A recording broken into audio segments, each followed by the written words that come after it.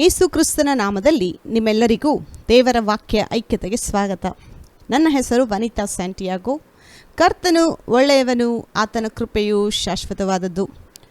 ಮತ್ತೊಂದಾವರ್ತಿ ನಿಮ್ಮೆಲ್ಲರನ್ನು ದೈವಿಕ ಸಂರಕ್ಷಣೆ ಎಂಬ ವಿಷಯದಲ್ಲಿ ಇನ್ನೊಂದು ಸಂದೇಶವನ್ನು ಮಾತಾಡುವುದಕ್ಕೆ ಅವಕಾಶ ಕೊಟ್ಟಂಥ ದೇವರಿಗೆ ಸ್ತೋತ್ರವಾಗಲಿ. ಸಂತೋಷವಾಗಿ ಪ್ರೀಚ್ ಮಾಡ್ತಾ ಇದ್ದೀನಿ, ಮನಸ್ಫೂರ್ತಿಯಾಗಿ ಕೇಳಿಸ್ಕೊಳ್ಳಿ. ದೇವರು ನಮ್ಮ ಜೀವನದಲ್ಲಿ ಒಂದು ಬಹಳ ಮುಖ್ಯವಾಗಿರುವಂಥ ಒಬ್ಬ ವ್ಯಕ್ತಿ. ಸೊ ದೇವರನ್ನ ನಾವು ಪರ್ಸ್ನಲ್ಲಾಗಿ ಒಂದು ಸ್ಟ್ರಾಂಗ್ ಆಗಿ ರಿಲೇಷನ್ ಇಟ್ಕೋಬೇಕು ನಾವು ದೇವ್ರ ಜೊತೆ. ದೇವರಂದರೆ ಯಾರು, ಅವರ ಹೃದಯನ ತಿಳ್ಕೊಳ್ಳೋದು, ಅವರು ನಮ್ಮ ವಿಷಯದಲ್ಲಿ ಏನು ಯೋಚನೆ ಮಾಡ್ತಾರೆ, ನಮ್ಮ ವಿಷಯದಲ್ಲಿ ಏನು ಪ್ಲ್ಯಾನ್ ಇಟ್ಟಿದ್ದಾರೆ. ವಿಶ್ವಾಸಿ ಆದಮೇಲೆ ನೆಕ್ಸ್ಟ್ ನಾವು ದೇವರನ್ನ ತಿಳ್ಕೊಳ್ಳೋದಕ್ಕೆ ಡೈಲಿ ಪ್ರಯಾಸ ಪಡಬೇಕು. ಎಷ್ಟು ನೀವು ದೇವರ ಬಗ್ಗೆ ತಿಳ್ಕೊತೀರೋ ಅಷ್ಟು ಈ ಲೋಕದಲ್ಲಿ ಚೆನ್ನಾಗಿರ್ತೀರಾ. ಯಾಕೆಂದರೆ ದೇವರು ಒಳ್ಳೆಯವನು, ಆತನ ಕೃಪೆ ಶಾಶ್ವತವಾದದ್ದು. ನಾವು ದೈವಿಕ ಸಂರಕ್ಷಣೆ ಅನ್ನೋದ್ರ ಬಗ್ಗೆ ನಾವು ಧ್ಯಾನ ಮಾಡ್ತಾಯಿದ್ದೀವಿ. ಸೊ ಅದರ ಬಗ್ಗೆ ಮಾತ್ರ ನಾವು ಈ ಒಂದು ಸೀರೀಸಲ್ಲಿ ಧ್ಯಾನ ಮಾಡೋಣ. ಮಿಕ್ಕಿದ ವಿಷಯಗಳು ಬೇರೆ ಒಂದು ಸಂದೇಶಗಳಲ್ಲಿ ನೋಡೋಣ. ಸೊ ನಾವೀಗ ಪ್ರಾರ್ಥನೆ ಮಾಡಿ ದೇವರ ಹತ್ರ ಪಡ್ಕೊಳ್ಳೋಣ. ನಮ್ಮನ್ನು ಬಹಳವಾಗಿ ಪ್ರೀತಿ ಮಾಡುವಂಥ ಪರಲೋಕದಲ್ಲಿರುವ ನಮ್ಮ ತಂದೆಯಾದ ದೇವರೇ, ಯೇಸು ಕ್ರಿಸ್ತನ ನಾಮದಲ್ಲಿ ನಿಮ್ಮ ಸನ್ನಿಧಾನಕ್ಕೆ ಬರುತ್ತೇವೆ ದೇವ. ದೈವಿಕ ಸಂರಕ್ಷಣೆ ಎನ್ನೋದ್ರ ಬಗ್ಗೆ ನಮಗೆ ಆಳವಾಗಿ ನಿಮ್ಮ ವಚನದ ಮೂಲಕ ಬೋಧನೆ ಮಾಡಿಕೊಡಬೇಕಾಗಿ ಬೇಡ್ತೀನಿ ಕರ್ತನೆ.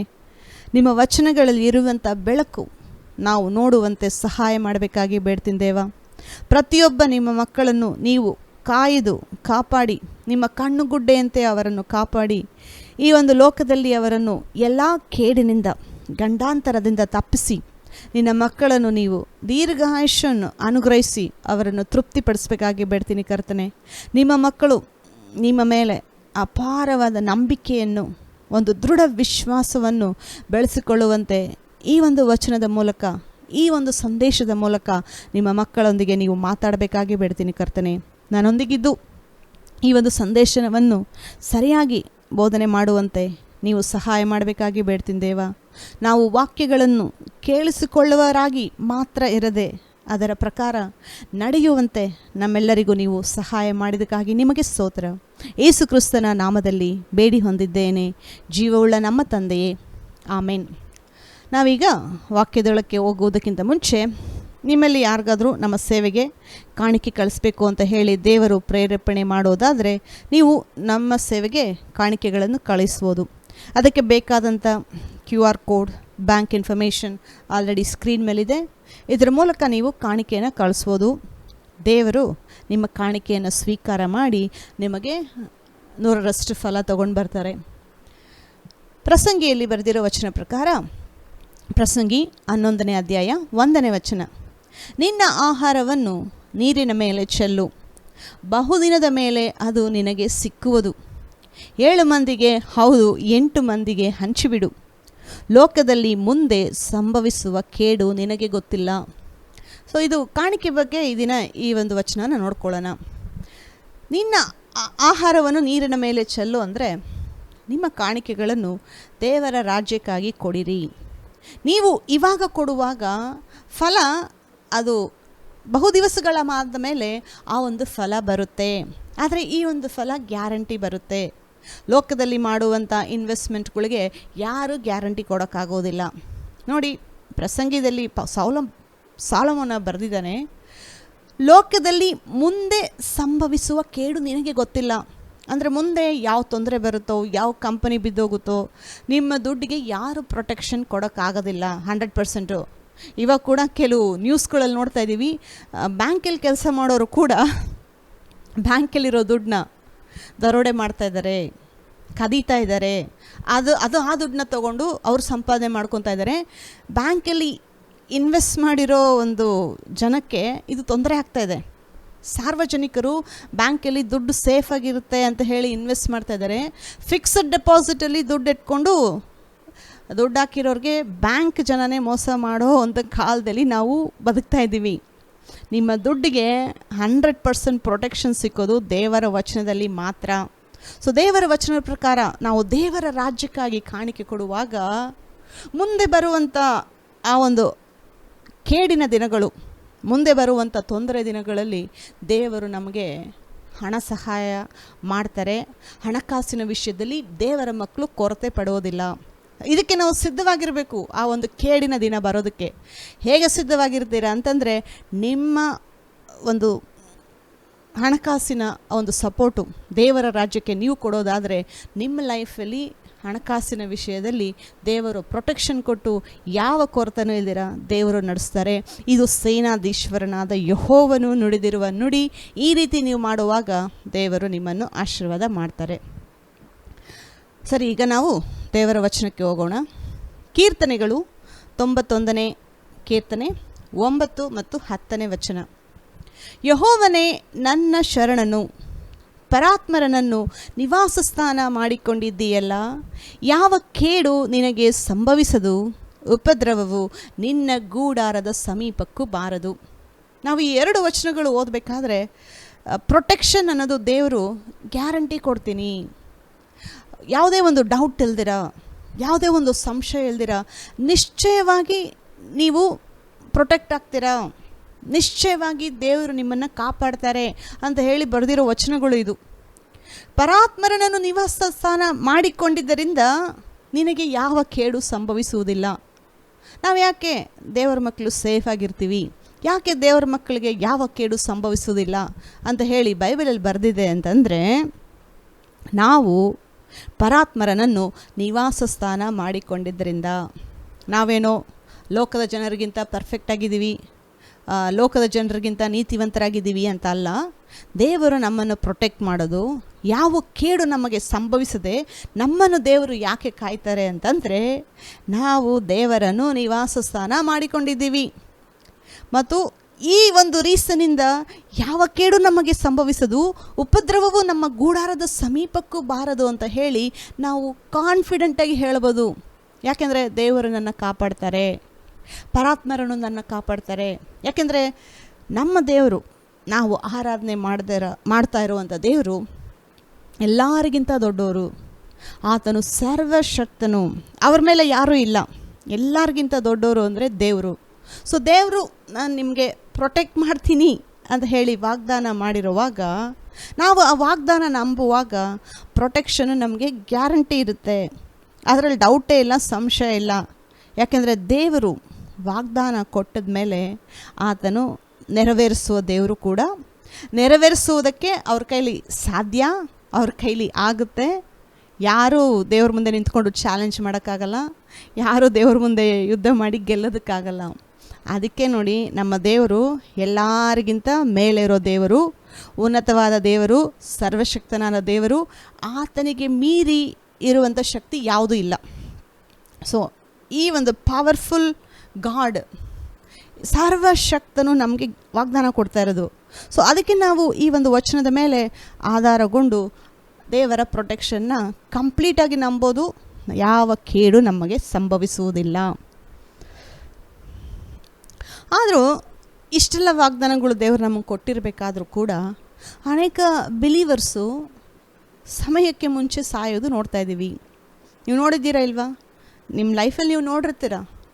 ಬಿಲೀವರ್ಸು, ದೇವರು ನಂಬಿರೋ ಮಕ್ಕಳು ಕಾಲಕ್ಕೆ ಮುಂಚೆ, ಸಮಯಕ್ಕೆ ಮುಂಚೆ ಲೋಕ ಬಿಟ್ಟೋಗಿದ್ದಾರಾ ಇಲ್ವಾ? ನೀವು ಕೇಳಿಸ್ಕೊಂಡಿರ್ತೀರ. ಒಬ್ಬೊಬ್ಬರ ಜೀವನದಲ್ಲಿ ಅನುಭವ ಕೂಡ ಆಗಿರುತ್ತೆ. ಸೊ ಬಿಲೀವರ್ಸು ಯಾಕೆ ಕೇಡಿನಿಂದ ಅವರು ತಪ್ಪಿಸಲ್ಪಡದೆ, ಒಂದು ಕೇಡು ಬರುವಾಗ ಅವರು ಅದಕ್ಕೆ ಒಳಗಾಗಿ ಸಾವನ್ನಪ್ತಾ ಇದ್ದಾರೆ. ಇದು ಬಿಲೀವರ್ಸ್ ನಡೀತಾ ಇದೆ. ಯಾಕೆ? ಇನ್ನು ಕೆಲವು ವಿಷಯದಲ್ಲಿ ನೋಡಬೇಕಾದ್ರೆ ಬಿಲೀವರ್ಸ್ನ, ಒಳ್ಳೆ ಬಿಲೀವರ್ಸು ವಾರ ವಾರ ಸಭೆಗೆ ಹೋಗ್ತಾರೆ, ದೇವರಿಗೆ ಕಾಣಿಕೆಗಳು ಕೊಡ್ತಾರೆ, ಒಂದು ದೇವರ ಸೇವೆಯಲ್ಲಿ ಒಂದು ಭಾಗನೂ ಕೂಡ ತಗೊತಾರೆ. ಮತ್ತು ಕ್ಯಾರೆಕ್ಟ್ರಲ್ಲಿ ನೋಡಬೇಕಾದ್ರೆ ಒಳ್ಳೆ ಮನುಷ್ಯರು, ಜನರನ್ನ ಪ್ರೀತಿ ಮಾಡೋರು, ಯಾರಿಗೂ ಹಾನಿ ಮಾಡೋದಿಲ್ಲ, ಯಾರಿಗೂ ಕೇಡು ಮಾಡೋದಿಲ್ಲ, ಯಾರನ್ನೂ ದ್ವೇಷ ಮಾಡೋದಿಲ್ಲ, ಹಾಗೆ ಮಾಡೋದಿಲ್ಲ, ಕಂಪೇರ್ ಮಾಡಿಕೊಂಡು ಹೊಟ್ಟೆ ಉರಿ ಪಡೋದಿಲ್ಲ. ನಾನು ನೋಡಿದ್ದೀನಿ ಕೆಲವ್ರನ್ನ, ಅವ್ರ ಪಾಡು ಅವ್ರ ಲೈಫು ಅವರಷ್ಟು ಲೈಫ್ ಮಾತ್ರ ಅಂತೇಳಿ ಇನ್ನೊಬ್ರಿಗೆ ಕೇಡು ಮಾಡ್ದಿರ ಬದುಕೋ ವಿಶ್ವಾಸಿಗಳು ಎಷ್ಟೊಂದು ಜನ ಇದ್ದಾರೆ. ನೋಡಿರ್ತೀವಿ ನಾವು ಅವ್ರನ್ನ ಎಲ್ಲ. ನನ್ನ ಲೈಫಲ್ಲಿ ನಾನು ನೋಡಿದ್ದೀನಿ, ನಿಮ್ಮ ಲೈಫಲ್ಲೂ ನೀವು ನೋಡಿರ್ತೀರ. ಆದರೆ ಒಂದು ಸಮಯ ಬಂತು, ಯಾರಿಗೂ ತಪ್ಪು ಮಾಡದೇ ಇರೋರು, ಯಾರಿಗೂ ಕೇಡು ಬಯಸ್ತಾ ಇರೋರು ಕಾಲಕ್ಕೆ ಮುಂಚೆ ಸಾವನ್ನು ಅಪ್ಪಿದ್ದಾರೆ. ಈ ಒಂದು ಸಿಚುವೇಶನ್ ನೋಡಬೇಕಾದ್ರೆ ನಮಗೆ ಡೌಟ್ ಬರುತ್ತೆ, ಏನಪ್ಪ ಬಿಲೀವರು ಎಷ್ಟು ಒಳ್ಳೆ ಮನುಷ್ಯ, ಎಷ್ಟು ಒಳ್ಳೆ, ಯಾರಿಗೂ ಕೆಟ್ಟದ್ದು ಮಾಡ್ತಾ ಇರಲಿಲ್ಲ, ಬಾಯಲ್ಲಿ ಯಾರಿಗೂ ತಪ್ಪಾದ ಮಾತುಗಳು ಹೇಳ್ತಾ ಇರಲಿಲ್ಲ, ಇವ್ರು ಯಾಕೆ ಬೇಗ ಸತ್ರು ಅಂತ ಹೇಳಿ ಅನೇಕ ಕ್ವಶನ್ಗಳು, ಅನೇಕ ಡೌಟ್ಗಳು ನಮ್ಮ ಮೈಂಡಲ್ಲಿ ಬಂದಿರುತ್ತೆ. ನಿಮಗೂ ಬಂದಿರುತ್ತೆ, ನನಗೂ ಬಂದಿದೆ. ಸೊ ಯಾಕೆ ಈ ರೀತಿ ನಡೀತು?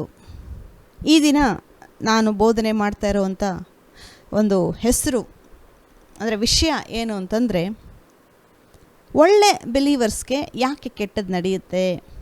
ಒಳ್ಳೆ ಬಿಲೀವರ್ಸು ಒಳ್ಳೆ ಹೆಸರು ತೊಗೊಂಡಿರೋರು, ಸಭೆಯಲ್ಲಿ ಒಳ್ಳೇದು ಮಾತಾಡ್ತಾರೆ ಅವ್ರ ಬಗ್ಗೆ, ಆದರೆ ಅವ್ರಿಗೆ ಯಾಕೆ ಕೆಟ್ಟದ್ದು ನಡೆಯುತ್ತೆ?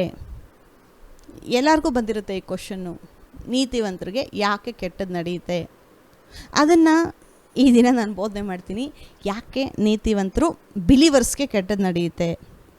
ಅದಕ್ಕೆ ಕಾರಣ ಏನು ಅಂತಂದರೆ, ತುಂಬ ಆಳವಾಗಿರೋದು, ಯಾರಿಗೂ ಅರ್ಥ ಆಗದೆ ಇರೋವಂಥ ವಿಷಯ, ರಾಕೆಟ್ ಸೈನ್ಸು, ಯಾವ ವಿಶ್ವಾಸಿಗಳಿಗೂ ಅರ್ಥ ಆಗದೆ ಇರೋ ಥರ ದೇವರು ಇದನ್ನು ಮಿಸ್ಟ್ರಿಯಾಗಿಟ್ಟಿದ್ದಾರೆ. ಯಾಕೆ ಬಿಲೀವರ್ಸ್ ಬೇಗ ಸಾಯ್ತಾ ಇದ್ದಾರೆ ಅಂತ. ಇದೇನೋ ಅಷ್ಟು ದೊಡ್ಡ ಮಿಸ್ಟ್ರಿ ಅಲ್ಲ, ಇದೇನೋ ಅರ್ಥ ಆಗದೆ ಇರೋವಂಥ ಒಂದು ಕಾನ್ಸೆಪ್ಟ್ ಅಲ್ಲ. ಯಾಕೆ ವಿಶ್ವಾಸಿಗಳು ಬೇಗ ಸಾಯ್ತಾ ಇದ್ದಾರೆ? ದೇವ್ರ ಚಿತ್ತ, ಅವರು ಚೆನ್ನಾಗಿ ಬದುಕಿರಬೇಕು ಅನ್ನೋದೇ ದೇವ್ರ ಚಿತ್ತ. ದೇವ್ರ ಚಿತ್ತದ ಪ್ರಕಾರ ಯಾಕೆ ಅವ್ರ ಲೈಫಲ್ಲಿ ನಡೀತಾ ಇಲ್ಲ ಅಂತಂದರೆ ರೀಸನ್ ಇದೆ. ಬಿಲೀವರ್ಸು, ದೇವ್ರ ಮಕ್ಕಳು ಒಳ್ಳೆ ಆಯ್ಕೆಗಳನ್ನ ಮಾಡ್ತಾ ಇಲ್ಲ ಅಷ್ಟೇ, ಬೇರೆ ಇನ್ನೇನು ರೀಸನ್ ಇಲ್ಲ. ನಾವು ಜಸ್ಟ್ ಬಿಲೀವರ್ ಆಗಿದ್ದೀವಿ ಅಂತ ಅಂದಿದ ತಕ್ಷಣ ದೇವರು ಆಟೋಮ್ಯಾಟಿಕ್ಕಾಗಿ ನಮಗೆ ಪ್ರೊಟೆಕ್ಷನ್ ಕೊಡೋದಿಲ್ಲ. ನಾವು ಬಿಲೀವರ್ ಆಗಿದ್ದೀವಿ ಅಂದಿದ ತಕ್ಷಣ ಆಟೋಮ್ಯಾಟಿಕ್ಕಾಗಿ ನಾವು ಹಣಕಾಸಿನಲ್ಲಿ ಅದ್ಭುತಗಳು ನೋಡೋದಿಲ್ಲ. ನಾವು ಬಿಲೀವರ್ ಆಗಿದ್ದೀವಿ ಅಂದಿದ ತಕ್ಷಣ ಆಟೋಮೆಟಿಕ್ಕಾಗಿ ಹೀಲಿಂಗ್ ಪವರು ನಮ್ಮ ಬಾಡಿಲಿ ವರ್ಕ್ ಆಗೋದಿಲ್ಲ. ಇದನ್ನು ಕೇಳಿಸ್ಕೊಳ್ಳೋದಕ್ಕೆ ಅನೇಕರಿಗೆ ಆಶ್ಚರ್ಯ ಅನಿಸುತ್ತೆ. ನನಗೆ ದೇವರು ಕಾಪಾಡೋದಿಲ್ವಾ? ದೇವರು ನನಗೆ ಹಣಕಾಸಿನ ಅದ್ಭುತ ಮಾಡೋದಿಲ್ವಾ? ಗುಣಪಡಿಸೋದಿಲ್ವಾ? ಮಾಡ್ತಾರೆ. ಆದರೆ ನೀವು ದೇವರನ್ನು ಆಯ್ಕೆ ಮಾಡಾದಮೇಲೆ ಆತನ ವಚನಗಳನ್ನು ನೀವು ಆಯ್ಕೆ ಮಾಡ್ಕೋಬೇಕು. ಆತನ ವಚನನ ಹೃದಯದಲ್ಲಿ ಡೈಲಿ ಹಾಕಬೇಕು. ದೇವರ ವಚನ ನಮ್ಮ ಆತ್ಮಕ್ಕೆ ಬಲ ಕೊಡುತ್ತೆ. ಪ್ರೊಟೆಕ್ಷನ್ ವಿಷಯದಲ್ಲಿ ನೀವು ವಚನಗಳನ್ನ ತಗೊಂಡು ಡೈಲಿ ಅವುಗಳನ್ನು ಧ್ಯಾನ ಮಾಡುವಾಗ, ಅವುಗಳನ್ನು ಅರಿಕೆ ಮಾಡುವಾಗ ನೀವು ಪರಾತ್ಮರನನ್ನು ನಿವಾಸ ಸ್ಥಾನ ಮಾಡ್ಕೊಳ್ತಾ ಇದ್ದೀರಾ. ಒಂದು, ನಾವು ದೇವರನ್ನ ನಮ್ಮ ರಕ್ಷಕನನ್ನಾಗಿ ಅಂಗೀಕಾರ ಮಾಡ್ಕೊಂಡಿದ್ದೀವಿ, ಅದು ಒಂದು ಸರಿ ಮಾಡಿದ್ರೆ ನಾವು ರಕ್ಷಣೆ ಹೊಂದಿದ್ದೀವಿ ಅಂತ. ಮತ್ತು ಈಗ ನಾವು ದೇವರನ್ನ ನೆಕ್ಸ್ಟ್ ಏನು ಮಾಡಬೇಕು? ನಮ್ಮನ್ನು ರಕ್ಷಿಸುವ ದೇವರಾಗಿ ನಮ್ಮನ್ನು ಪ್ರಿಪೇರ್ ಮಾಡ್ಕೋಬೇಕು. ಈ ಒಂದು ವಿಷಯದಲ್ಲಿ ನಂಬಿಕೆಯನ್ನು ಬೆಳೆಸ್ಕೋಬೇಕು. ನಮಗೆ ದೇವರು ಅದ್ಭುತ ಮಾಡ್ತಾನೆ ಅಂತಂದರೆ ದೇವರನ್ನು ನನ್ನ ಕುರುಬನನಾಗಿ ನಾವು ನೋಡಬೇಕು. ಈ ಒಂದು ವಿಷಯಗಳು ನಮ್ಮ ಆತ್ಮದಲ್ಲಿ ಒಂದು ಪ್ರೆಗ್ನೆಂಟ್ ಆಗಬೇಕು. ಈ ವಿಷಯಗಳಲ್ಲಿ ನಾವು ಅಂದರೆ ಕನ್ಸೀವ್ ಆಗಬೇಕು. ಇದು ಒಳಗಡೆ ನಾವು ಈ ದೇವರ ವಚನಗಳು ತಗೊಂಡು ನಮ್ಮ ಹೃದಯದಲ್ಲಿ ಹಾಕುವಾಗ ಅದರ ಪ್ರಕಾರ ಫಲಗಳು ಬರೋದು. ಸುಮ್ಮನೆ ನಾವು ಎದ್ದೇಳ್ತೀವಿ ಬೆಳಗ್ಗೆ ಎದ್ದು, ದೇವರೇ ನಿನಗೆ ಸ್ತೋತ್ರ, ಈ ದಿನಕ್ಕಾಗಿ ಸ್ತೋತ್ರ ಅಂತ ಹೇಳಿ ನಮ್ಮ ಡೈಲಿ ಕೆಲಸ ಕಾರ್ಯಗಳಲ್ಲಿ ನಾವು ಹೋಗಿ ಬ್ಯುಸಿಯಾಗಿಬಿಡ್ತೀವಿ. ದೇವರ ವಚನಕ್ಕೆ ಅನೇಕ ಬಿಲೀವರ್ಸ್ಗೆ ಟೈಮ್ ಇಲ್ಲ. ಎಷ್ಟೊಂದು ಜನ ಚರ್ಚಿಗೆ ಹೋಗ್ತಾರೆ, ಆದರೆ ಬೈಬಲ್ಲೇ ಓದೋದಿಲ್ಲ. ನಾನು ಇದನ್ನು ಯಾರ ಮಿಸ್ಟೇಕ್ ಪಾಯಿಂಟ್ ಔಟ್ ಮಾಡಿ ನಿಮ್ಮನ್ನು ಖಂಡಿಸೋದಕ್ಕೆ ನಾನು ಹೇಳ್ತಾ ಇಲ್ಲ. ಯಾಕಂದರೆ ಇದರ ಮುಖ್ಯತ್ವನ ನಾನು ನಿಮಗೆ ತಿಳಿಯಪಡಿಸ್ತಾ ಇದ್ದೀನಿ. ಎಷ್ಟು ಮುಖ್ಯ ಗೊತ್ತಾ? ಡೈಲಿ ಬೈಬಲ್ ಓದೋದು. ಅನೇಕರು ಬೈಬಲ್ ಮನೇಲಿ ಇದೆ, ಆದರೆ ಬೈಬಲ್ ಓದೋದಿಲ್ಲ. ಎಷ್ಟೊಂದು ಜನ ಮನೇಲಿ ಬೈಬಲ್ ಇದೆ ಅಂದಿದ ತಕ್ಷಣ ನೀವು ಕ್ರಿಶ್ಚಿಯನ್ಸ್ ಆಗೋದಿಲ್ಲ. ಕ್ರಿಶ್ಚಿಯನ್ಸ್ ಅಂದರೆ ಯಾರಂದರೆ ಕ್ರಿಸ್ತನನ್ನು ಹಿಂಬಾಲಿಸುವವರು, ಕ್ರಿಸ್ತನ ಮಾರ್ಗಗಳನ್ನು ನಮ್ಮ ಮಾರ್ಗಗಳಾಗಿ ಮಾಡಿಕೊಳ್ಳೋರೇ ನಿಜವಾದ ಕ್ರಿಸ್ತನು ಅಂತಂದರೆ ಕ್ರಿಸ್ತನ ಫಾಲೋವರ್ಸ್ ನಾವು. ಅಂದರೆ ಆತನ ಹೆಜ್ಜೆ ಜಾಡಿನಲ್ಲಿ ನಡೆಯುವ ಮಕ್ಕಳಾಗಿರಬೇಕು. ಯೇಸು ಕ್ರಿಸ್ತ ನಮಗೆ ದಾರಿ ತೋರಿಸಿದ್ದಾರೆ ಅನೇಕ ವಿಷಯಗಳಲ್ಲಿ. ಹಣಕಾಸಿನ ವಿಷಯದಲ್ಲಿ ದೇವರು ನಮಗೆ ದಾರಿ ತೋರಿಸಿದ್ದಾರೆ, ಯಾವ ರೀತಿ ನಾವು ಪ್ರಾಸ್ಪರ್ ಆಗೋದು ಅಂತ. ಗುಣಪಡಿಸೋ ವಿಷಯದಲ್ಲಿ ದೇವರು ನಮಗೆ ದಾರಿ ತೋರಿಸಿದ್ದಾರೆ. ಆತನ ಗಾಯಗಳಿಂದ ನಾನು ಗುಣವಾದೆನು. ಮತ್ತು ಪ್ರೊಟೆಕ್ಷನ್ ವಿಷಯದಲ್ಲೂ ಅಷ್ಟೇ, ಆತನು ನಮ್ಮನ್ನು ರಕ್ಷಿಸುವ ದೇವರು, ನಮ್ಮ ಗುರಾಣಿ, ನಮ್ಮ ನಿವಾಸ ಸ್ಥಾನ, ನಮ್ಮ ರೆಫ್ಯೂಜ್ ಆತನು. ಸೊ ಇದೆಲ್ಲ ನಾವು ಧ್ಯಾನ ಮಾಡುವಾಗೆ ಆ ಒಂದು ಕಾರ್ಯಗಳು ನಮ್ಮ ಲೈಫಲ್ಲಿ ದೇವರ ಆಶೀರ್ವಾದಗಳು ಫಲ ಕೊಡೋದು, ಅದರ ಪ್ರಕಾರ ನಮ್ಮ ಜೀವನದಲ್ಲಿ ನಡೆಯೋದು. ವಿಶ್ವಾಸಿ ಆಗಿದ ತಕ್ಷಣ ನಾವು ಲೋಕದ ಪ್ರಕಾರ ಬದುಕೋದಾದರೆ, ಬರೀ ದೇವ್ರು ನಂಬಿದ್ದೀವಿ, ರಕ್ಷಣೆ ಹೊಂದಿದ್ದೀವಿ ಅಂತ ಅಲ್ಲಿಗೆ ಸ್ಟಾಪ್ ಆಗಿ ಆತ್ಮಿಕ ವಿಷಯಗಳಲ್ಲಿ ದೇವರ ವಿಷಯದಲ್ಲಿ ಬೆಳೆದಿಲ್ಲ ಅಂತಂದರೆ, ಡೈಲಿ ನಾವು ಬೈಬಲ್ ಓದಿಲ್ಲ ಅಂತಂದರೆ, ತೊಂದರೆಗಳು ಆಚೆಗಡೆ ಬರುವಾಗ ಅವನ್ನ ಗೆಲ್ಲೋದಕ್ಕೆ ನಮ್ಮ ಹತ್ರ ನಂಬಿಕೆ ಇರೋದಿಲ್ಲ. ವಿಶ್ವಾಸಿಗಳು ಈ ಒಂದು ವಿಷಯದಲ್ಲೇ ಫೇಲ್ ಆಗ್ತಾ ಇರೋದು. ಯಾಕೆ ವಿಶ್ವಾಸಿಗಳು ಕಾಲಕ್ಕೆ ಮುಂಚೆ ಸಾಯ್ತಾ ಇದ್ದಾರೆ ಅಂತಂದರೆ, ಒಬ್ಬರನ್ನ ನನ್ನ ಲೈಫಲ್ಲಿ ನಾನು ನೋಡಿದ್ದೀನಿ ಏನಂತಂದರೆ, ಒಳ್ಳೆ ಮನುಷ್ಯ, ಬಹಳ ಒಳ್ಳೆ ಮನುಷ್ಯ, ಏನು ತಪ್ಪೇ ಕಂಡುಹಿಡಿಯೋಕ್ಕಾಗಲ್ಲ ಆ ಮನುಷ್ಯನಲ್ಲಿ. ಆದರೆ ತೊಂದರೆ ಏನಂತಂದರೆ, ಆತ್ಮಿಕ ವಿಷಯದಲ್ಲಿ ಬಹಳ ಸೋಂಬೇರಿ. ಆತ್ಮಿಕ ವಿಷಯದಲ್ಲಿ ದೇವರ ವಚನ ಓದೋದ್ರಲ್ಲಿ ಅದಕ್ಕೆ ಟೈಮ್ ಇಲ್ಲ ಅವ್ರಿಗೆ, ದೇವರ ವಚನ ಡೈಲಿ ಕೇಳಿಸ್ಕೊಳ್ಳೋದಕ್ಕೆ ಅದಕ್ಕೆ ಟೈಮ್ ಇಲ್ಲ ಅವ್ರಿಗೆ. ಲೋಕದ ರೀತಿಯಲ್ಲಿ ಬ್ಯುಸಿಯಾಗಿದ್ದಾರೆ. ಒಳ್ಳೆ ವಿಶ್ವಾಸಿನೇ, ಬಿಲೀವರೇ, ಚರ್ಚ್ಗೆ ಹೋಗೋರೆ, ಮತ್ತು ಯಾವ ಕೆಟ್ಟ ಅಭ್ಯಾಸನೂ ಇಲ್ದಿರ ಇರೋರು. ಸೊ ಎಲ್ಲ ಇದ್ದು ದೇವರ ವಚನ ಇಲ್ಲ ಅಂತಂದರೆ, ದೇವರ ವಚನದಲ್ಲಿ ನಾವು ಬೆಳೆದಿಲ್ಲ ಅಂತಂದರೆ, ದೇವರ ವಚನದ ಆಹಾರ ಡೈಲಿ ತಗೊಂಡಿಲ್ಲ ಅಂತಂದರೆ, ತೊಂದರೆಗಳು ಬರಬೇಕಾದ್ರೆ ದೇವರ ವಚನ ಈ ಬಾಯಿ ಕತ್ತಿ ಯೂಸ್ ಮಾಡೋದಕ್ಕಾಗೋದಿಲ್ಲ. ನಾವು FSA 6ನೇ ಅಧ್ಯಾಯದಲ್ಲಿ ದೇವರ ಸರ್ವಾಯುಧಗಳ ಬಗ್ಗೆ ನಾವು ಧ್ಯಾನ ಮಾಡಿರ್ತೀವಲ್ಲ, ಆ ಸರ್ವಾಯುಧಗಳು ಅಂತಂದರೆ ಬರೀ ದೇವರ ವಚನ ಮಾತ್ರ ಅಲ್ಲ. ಸರ್ವಾಯುಧ ದೇವರ ವಚನ ಮಾತ್ರ ತಗೊಂಡು ಅದು ಮಾತ್ರನೇ ಇಬ್ಬಾಯಿ ಕತ್ತಿ, ನಂಬಿಕೆ ಮಾತ್ರನೇ ಅಂತ ಹೇಳ್ತಾರೆ. ಎಲ್ಲ ಬೇಕು. ಆ ಎಲ್ಲ ಆಯುಧಗಳು, 6 ಆಯುಧಗಳು ಅಲ್ಲಿ ಬರೆದಿದೆ. 6 ಆಯುಧಗಳು ಕೂಡ ದೇವರ ವಚನದ ಪ್ರಕಾರ ಇರೋವಂಥ ಆಯುಧಗಳು. ಅದೆಲ್ಲ ದೇವರ ವಚನದ ಮೂಲಕನೇ ಸಿಕ್ಕೋದು. ಬರೀ ಲಾಸ್ಟಲ್ಲಿ ಒಂದೇ ಒಂದು ಮಾತ್ರ ಹೇಳ್ತಾರೆ, ನಂಬಿಕೆನೋ ದೇವರ ವಚನವನ್ನೋ ಇಬ್ಬಾಯಿ ಕತ್ತಿ ಅಂತ ಹೇಳ್ತಾರೆ. ಅದನ್ನು ಮಾತ್ರ ನೀವು ಫೈಟ್ ಮಾಡಬೇಕು ಅಂತ ಹೇಳ್ತಾರೆ. ಅದು ಕರೆಕ್ಟೇ. ದೇವರ ವಚನ ತಗೊಂಡು ಫೈಟ್ ಮಾಡಬೇಕು, ಸೈತಾನನ ವಿರುದ್ಧವಾಗಿ ನಾವು ಹೋಗಬೇಕು. ಆದರೆ ಅದಕ್ಕೆ ಮುಂಚೆ 5 ಆಯುಧಗಳು ಸಿದ್ಧತೆ ಮಾಡೋದಕ್ಕಿದೆಯಲ್ವಾ, ಅವು ಕೂಡ ದೇವರ ವಚನದಿಂದ ಬರೋದೇ. ಸಿದ್ಧ ಮನಸ್ಸು ಮತ್ತು ನಡುಕಟ್ಟು ಮತ್ತು ಪ್ರೊಟೆಕ್ಷನ್ ಬರೆದಿರೋ ಎಲ್ಲ ಒಂದು ಸಿದ್ಧತೆಗಳು ದೇವರ ವಚನದಲ್ಲೇ ಎಲ್ಲನೂ ಸಿಕ್ಕೋದು. ಸತ್ಯ ಅನ್ನೋ ನಡುಕಟ್ಟು ಅಂದರೆ ಎಲ್ಲಿ ಸಿಗುತ್ತೆ ಸತ್ಯ ಅನ್ನೋದು? ಅದು ನಮಗೆ ದೇವರ ವಚನದಲ್ಲಿ ತಾನೇ ಸಿಗೋದು. ಸತ್ಯ ಅನ್ನೋದು ಗೊತ್ತಾದ್ರೇ ನಮಗೆ ಪ್ರೊಟೆಕ್ಷನ್ನು. ಸತ್ಯ ಅನ್ನೋದು ಗೊತ್ತಾಗಬೇಕು. ಸೊ ಅದು ದೇವರ ವಚನದಲ್ಲೇ ಸಿಕ್ಕೋದು. ಆ ಒಂದು ಎಲ್ಲ ಸರ್ವಾಯುಧಗಳು ದೇವರ ವಚನದ ಆಧಾರದ ಮೇಲೆ ಇರೋದೇನೆ. ಸೊ ಪ್ರೊಟೆಕ್ಷನ್ ಬೇಕು ಅಂತಂದರೆ ದೇವರ ವಚನದಲ್ಲಿ ಮತ್ತು ಆತನು ಕೊಟ್ಟಿರುವಂಥ ವಾಗ್ದಾನಗಳನ್ನು ನಂಬೋದು, ಮತ್ತು ಡೈಲಿ ಬೈಬಲ್ ಓದಿ. ಡೈಲಿ ಬೈಬಲ್ ಓದಿದ್ರೆ ಅನೇಕ ಪ್ರಾಬ್ಲಮ್ಗಳು ನಿಮ್ಮ ಲೈಫಲ್ಲಿ ಸಾಲ್ವ್ ಆದಷ್ಟು ಕದೇ ಆಗುತ್ತೆ. ಇದನ್ನು ನಾವು ಪ್ರಾಕ್ಟೀಸ್ ಮಾಡ್ಕೋಬೇಕು. ಸೊ ಏನು ಬೈಬಲ್ ಓದ್ದಿರ ಲೋಕದ ಪ್ರಕಾರ ಇರೋ ಥರ ಅಂತಾದರೆ, ಲೋಕದಲ್ಲಿ ಬರುವಂಥವ್ರಿಗೆ ನೋಡಿ, ತೊಂದರೆ ಬಂದರೆ ಡಿಫೆಂಡ್ ಮಾಡೋದಕ್ಕೆ ಆಗಲ್ಲ. ನಾವು ಬಿಲೀವರ್ಸ್ ಆಗಿದ್ದು ಕೂಡ ಅವ್ರ ಥರ ಆಗ್ಬಿಡ್ತೀವಿ. ನಾವು ಬಿಲೀವರ್ ಆದಮೇಲೆ, ವಿಶ್ವಾಸಿ ಆದಮೇಲೆ ದೇವರ ವಚನದಲ್ಲಿ ಬೆಳೆಯೋದು ಬಹಳ ಇಂಪಾರ್ಟೆಂಟು. ದೇವರ ವಚನವನ್ನು, ದೇವರ ಮನಸ್ಸನ್ನು, ಹೃದಯವನ್ನು ಅರ್ಥ ಮಾಡಿಕೊಂಡು ಬೆಳೆಯೋದು ಬಹಳ ಇಂಪಾರ್ಟೆಂಟು. ನಾವು ಬೈಬಲಲ್ಲಿ ಓದ್ತೀವಿ, ಯೇಸು ಕ್ರಿಸ್ತನು ಜ್ಞಾನದಲ್ಲಿಯೂ ವಿವೇಕದಲ್ಲಿಯೂ ಬೆಳೆದನು ಅಂತ ಇದೆ, ಅಭಿವೃದ್ಧಿ ಹೊಂದಿದನು ಅಂತ ಇದೆ. ಯೇಸು ಕ್ರಿಸ್ತ ದೇವರ ವಚನದಲ್ಲಿ, ಜ್ಞಾನದಲ್ಲಿ, ವಿವೇಕದಲ್ಲಿ ಬೆಳೆದಿರಬೇಕಾದ್ರೆ ಅದು ಮನುಷ್ಯನಾಗಿ ಬಂದಿದ್ದಕ್ಕೆ ಅದಾಗಿದ್ದು. ನಾವು ಕೂಡ ಬೆಳಿಬೇಕಲ್ವ ದೇವರ ವಚನದಲ್ಲಿ, ದೇವರ ಜ್ಞಾನದಲ್ಲಿ, ವಿವೇಕದಲ್ಲಿ. ಯೇಸು ಕ್ರಿಸ್ತನಿಗೆ ಅದು ಬೇಕಾಗಿತ್ತು ಅಂತಂದರೆ ನಮಗೆ ಬೇಡವಾ? ಬೆಳಿಬೇಕು. ಇವಾಗಿರೋ ಲೆವೆಲ್ಗಿಂತ ನೆಕ್ಸ್ಟ್ ಇನ್ನೊಂದು ಲೆವೆಲ್ಗೆ ಹೋಗಬೇಕು. ಇದೇ ದೇವರು ಎಲ್ಲ ವಿಶ್ವಾಸಿಗಳಿಂದ ದೇವರು ಅಪೇಕ್ಷೆ ಪಡೋದು. ಸೊ ನಮಗೆ ಕೆಟ್ಟದ್ದು ನಡಿಬಾರ್ದು ಅಂತಂದರೆ ಪ್ರೊಟೆಕ್ಷನ್ ಕೊಡೋದು ದೇವರ ವಚನ ಮಾತ್ರ. ಸೊ ಅದಕ್ಕೆ ನೋಡಿ, ಅನೇಕ ವಿಶ್ವಾಸಿಗಳಿಗೆ ಯಾಕೆ ಕೆಟ್ಟದ್ದು ನಡೀತಾ ಇದೆ ಅಂತಂದರೆ, ಒಂದು ವಿಷಯ ಇದೆ, ವಿಶ್ವಾಸಿಗಳು ಒಳ್ಳೆ ಆಯ್ಕೆಗಳನ್ನ ಮಾಡ್ತಾ ಇಲ್ಲ. ವಿಶ್ವಾಸಿಗಳು ದೇವರ ವಚನನ ಸೀರಿಯಸ್ಸಾಗಿ ತಗೊತಾ ಇಲ್ಲ. ವಿಶ್ವಾಸಿಗಳು ಬೈಬಲ್ ಓದೋದು ಪ್ರಾಕ್ಟೀಸ್ ಮಾಡ್ತಾ ಇಲ್ಲ. ಅದು ಒಂದು ಸೀರಿಯಸ್ಸಾಗಿ ತಗೊಳ್ತಾ ಇಲ್ಲ. ಅವರು ಅದನ್ನು ದೇವ್ರು ನಂಬಿದ್ದೀವಿ ಸಾಕು, ದೇವ್ರು ನಂಬಿದ್ರೆ ಎಲ್ಲ ಚೆನ್ನಾಗಿರುತ್ತೆ ಆಟೋಮೆಟಿಕ್ಕಾಗಿ ಅನ್ಕೊತಾರೆ. ಆದರೆ ತೊಂದರೆ ಬರೋವಾಗೆ ಗೊತ್ತಾಗುತ್ತೆ ಎಷ್ಟು ನೀವು ಸ್ಟ್ರಾಂಗ್ ಆಗಿದ್ದೀರಾ ಅಂತ. ಒಂದು ತೊಂದರೆ ಬರಬೇಕಾದ್ರೆ ನೀವು ಅದನ್ನು ಗೆಲ್ಲೋವಾಗೇ ನೀವು ಸ್ಟ್ರಾಂಗು ಅಂತೇಳಿ ಅರ್ಥ. ಮತ್ತಾಯನು ಬರೆದ ಸುವಾರ್ತೆ 7ನೇ ಅಧ್ಯಾಯದಲ್ಲಿ ಯೇಸು ಕ್ರಿಸ್ತ ಮಾತಾಡುವಾಗ ಬಂಡೆ ಮೇಲೆ ಕಟ್ಟಿರುವ ಒಂದು ಮನೆ, ಉಸುಬಿನ ಮೇಲೆ ಕಟ್ಟಿರುವ ಒಂದು ಮನೆ ಅಂತ ಇದೆ. ಬಂಡೆ ಮೇಲೆ ಕಟ್ಟಿರುವ ಮನೆ ಸ್ಥಿರವಾಗಿರುತ್ತೆ, ಉಸುಬಿನ ಮೇಲೆ ಕಟ್ಟಿರುವ ಮನೆ ಅದು ಸ್ಥಿರವಾಗಿಲ್ಲ, ಅದಕ್ಕೆ ಬುನಾದಿ ಇಲ್ಲ. ಮಣ್ಣಿನ ಮೇಲೆ ಕಟ್ಟಿರೋ ಮನೆ ನೋಡಿ, ಬಂಡೆ ಮೇಲೂ ಮನೆ ಇದೆ, ಉಸುಬಿನ ಮೇಲೂ ಮನೆ ಇದೆ. ಅದು ಎರಡು ವಿಶ್ವಾಸಿಗಳೇ ಇದರಲ್ಲಿ.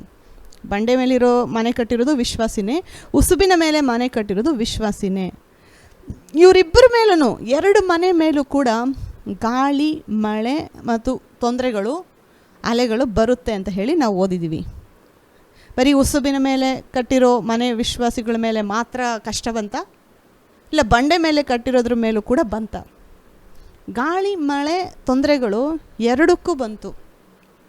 ಆದರೆ ಬಂಡೆ ಮೇಲೆ ಕಟ್ಟಿರುವಂಥ ಮನೆ ಗಾಳಿಗಾಗಲಿ ಆ ಒಂದು ಮಳೆಗಾಗಲಿ ಕುಸಿದು ಹೋಗದೆ ಸ್ಥಿರವಾಗಿ ನಿಂತಿತ್ತು ಅಂತ ಹೇಳಿ ನಾವು ಓದ್ತೀವಿ.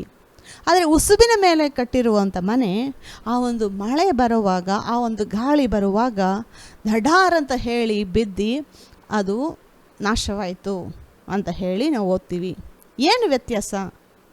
ಎರಡೂ ಮನೆ, ಈ ಮನೆ ಬಂಡೆ ಮೇಲೆ ಕಟ್ಟಿರೋದು, ಆ ಮನೆ ಉಸುಬಿನ ಮೇಲೆ ಕಟ್ಟಿರೋದು, ಇಬ್ಬರು ವಿಶ್ವಾಸಿಗಳೇ. ಆದರೆ ಯಾಕೆ ಒಬ್ಬರು ಬಿದ್ದಿಲ್ಲ, ಇನ್ನೊಬ್ಬರು ಬಿದ್ದೋದ್ರು ಅಂತಂದರೆ, ಇವರು ಬಂಡೆ ಮೇಲೆ ಕಟ್ಟಿರುವಂಥ ಮನೆ ದೇವರ ವಚನವನ್ನು ಕೇಳಿ ಅದರ ಪ್ರಕಾರ ಮಾಡುವವರಾಗಿದ್ದರು.